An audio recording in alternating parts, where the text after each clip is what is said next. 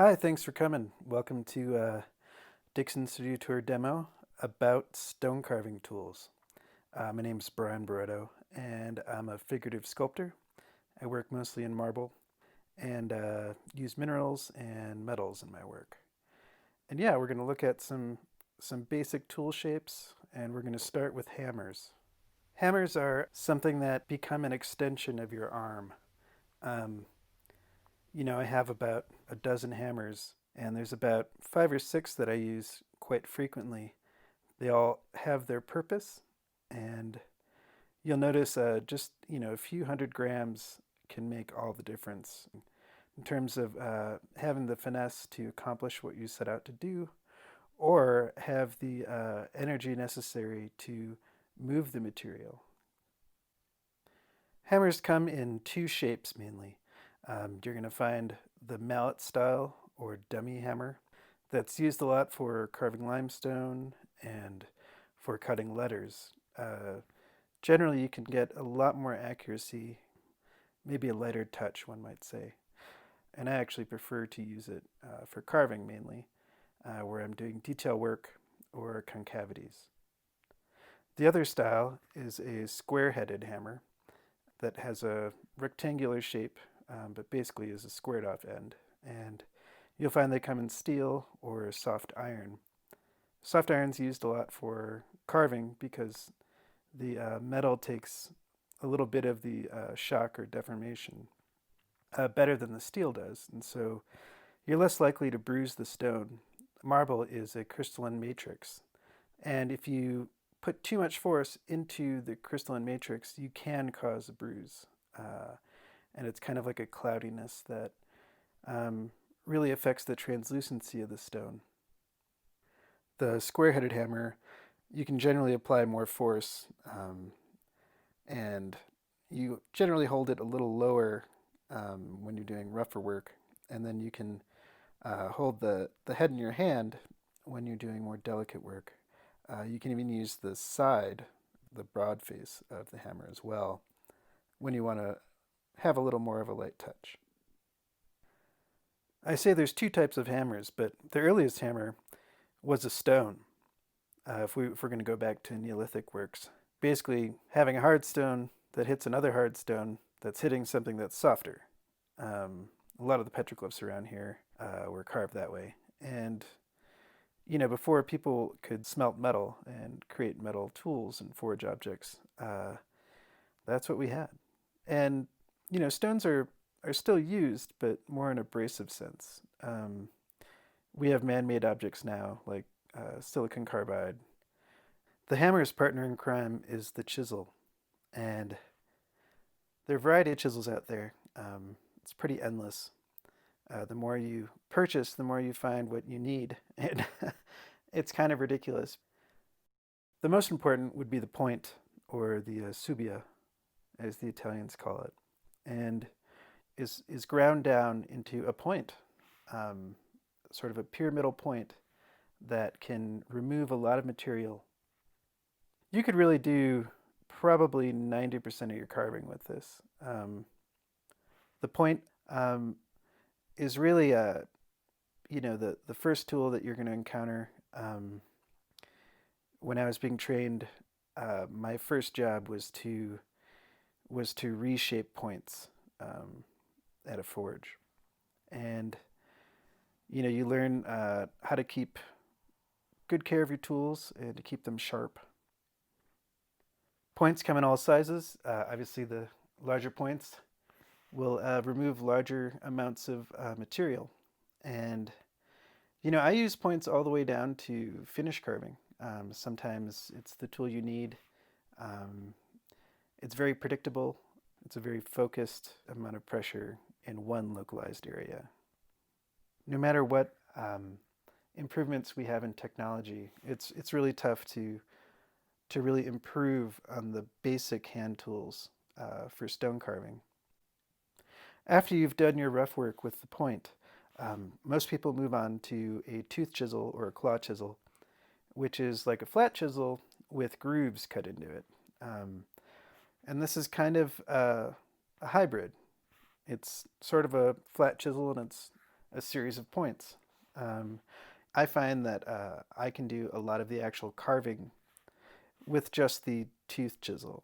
Um, my favorite is a fine 4-tooth chisel that's 10 millimeter. One chisel that I've really come to appreciate is the 2-tooth chisel, which is something that I didn't really have a lot of experience with, but when I had rounded out my tool collection, I bought one and I found myself using it increasingly, especially with curved concavities. Um, you still remove a lot of material that you would with a point, but you don't have anywhere near the amount of bruising. Some artists, if you look at some of the works of Michelangelo, you can actually still see the tooth chisel marks on there, and he actually used it to great effect. You can kind of draw into the surface a lot of times as well. Like I will say take a tooth chisel and create a line where maybe the spinal column would be, so that I can kind of leave that evidence there. Have a mark that won't vanish if, say, you're using like a wax crayon or a pencil. After the teeth, most people go to flat chisels or rondelles. You can also go into abrasives with a die grinder. If I'm doing large areas, sometimes that's what I'll end up doing. You always have to use the best tool for the job. And, if any of you think that the great classical people wouldn't pick up a die grinder, I think you'd be mistaken. um, Aside from maybe like a 5-axis CNC machine, I think it's the hand behind the tool that counts, not the tool itself, and it's your intention. And if I might even change my mind about the CNC machine because it's also a tool, and if it allows you to make more work and you still have a connection with that in the finishing, then maybe that's my prejudice showing through. The big thing with flats is to keep them razor sharp, um, and a light touch. Uh, Also, flat chisels, you can kind of shape them so that they're just ever so slightly rounded. And I have a variety of these. And actually, I think these are kind of the best carving tools out there. It's the best of both worlds between a rondelle and a flat, especially for figurative work where you're having to deal with these really subtle typologies. If I were to have a favorite chisel, I think the rondelle is probably my favorite. It's very versatile, and you can also use it as a rasp. I actually use it quite a bit by just scraping the stone. And I have some of these other tools called richetti that are great when they're wicked sharp. Um, and they're kind of like a fingernail. You can kind of scrape off bits. And especially when you're in hard to reach areas, they're a godsend.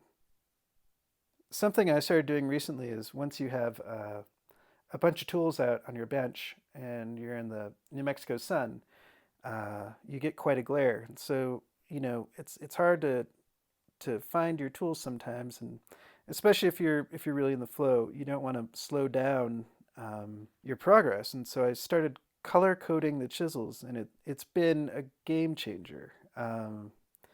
So you see here I have blues for flats, and I have greens for the rondelles, and sort of a tan color for the tooth chisels, and it's really been an incredible game changer.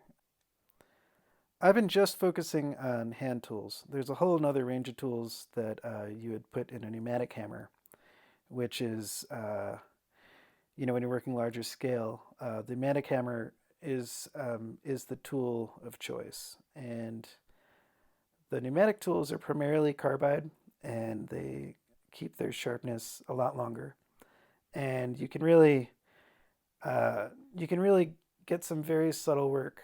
There's a variety of shapes of air hammers, and the one I have here is an American tool. It's a Dalet, which is from Philadelphia. That style of hammer is still being produced by Tron Holden, And I have another trowel and Holden here that's a monster. This is for granite work or monuments. And then you have the Italian air hammers, which I think are a little more subtle. They the action is a little smoother. If I really need to move a lot of stone, I would probably reach for the Trowel and Holden or the American style long throw hammers. But I find the Italian ones, they're just a pleasure to work with, and I find my hands are a lot less fatigued after working with them for prolonged periods. One thing that you can have for pneumatic tools, and it's essential for an air hammer, is a whip. And on the whip, there's a stopcock where you can attenuate the flow of air, of pressurized air, into the hammer. And it acts as a speed control. Other pneumatic tools that are used a lot are the die grinder. This one here is incredible. It's 115 degree, which is really great for getting around those corners. Mostly they're 90 degrees or basically just a straight grinder, but this is at 115. Um, and it really allows you to kind of get behind what you're working on. There's also electric die grinders, which sometimes I find preferable. This one has a speed control, and the burrs are usually diamond. You can also get silicone carbide ones.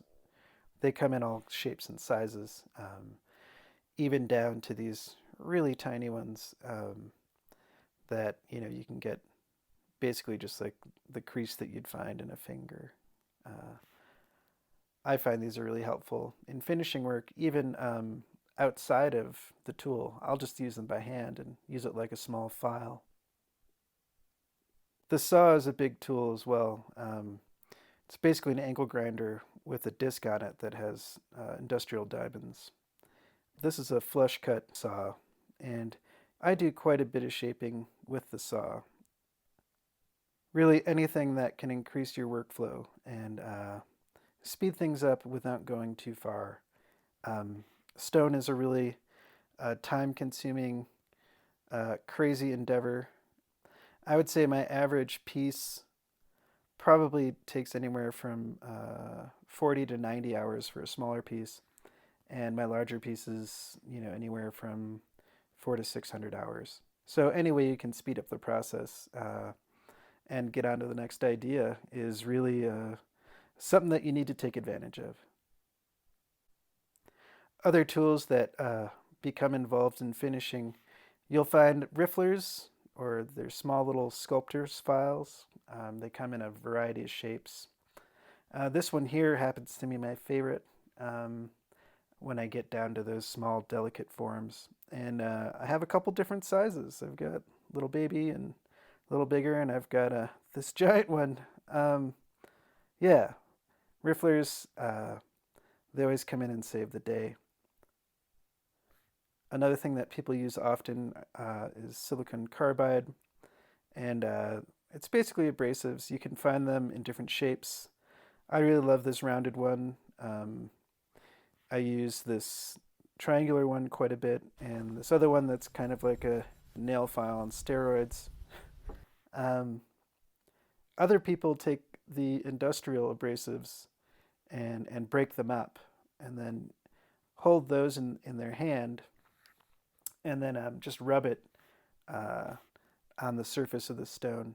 And that's really a very traditional technique of using just stones that are harder than what you're carving.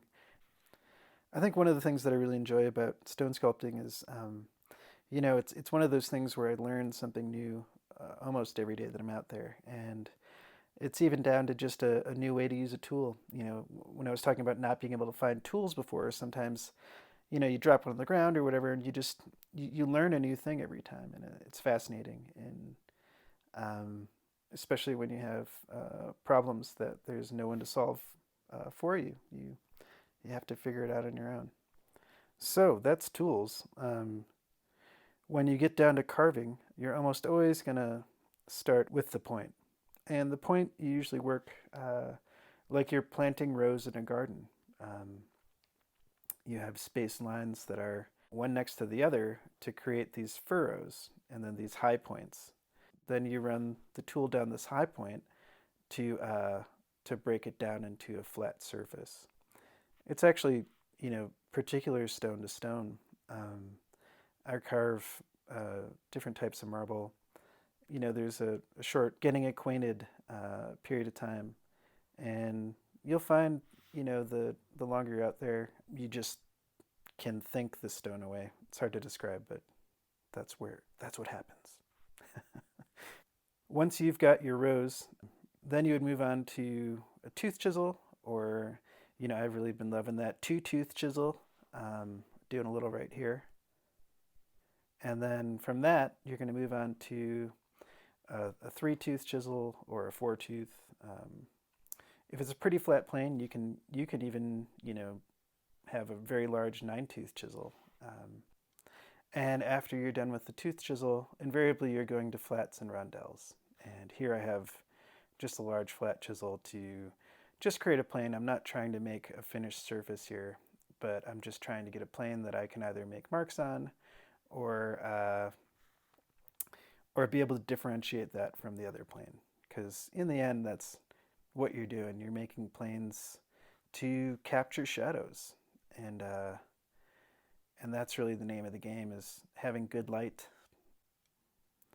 If you look at classical sculpture, especially faces, if you saw people walking around with those foreheads, you'd jump back. But it works with the sculpture because it defines the eyes, and it captures those shadows. Well, I think that's it for what we're doing today. Tomorrow I'm going to do some actual carving. I'm going to have a bit prepared, and then I'm just going to show you basic techniques. I'm going to have to cut it a little bit short tomorrow, but hopefully, we'll make it worth your while. Yeah, hope you're well, and yeah, hope this got your mind off the election. All right, have a good Saturday. Thanks for coming by. See ya.